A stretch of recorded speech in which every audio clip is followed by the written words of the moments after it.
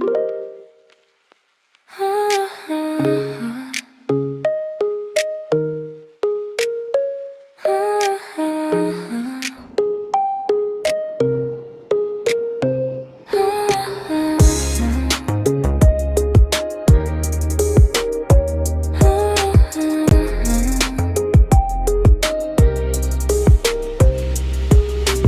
sa kaibuturan ng aking punit-punit, hinati-hati, nabasag na tapakan, pinatukan at marupok na puso. Tinatanggap ko ang panata na ito, na maging tapat at totoo.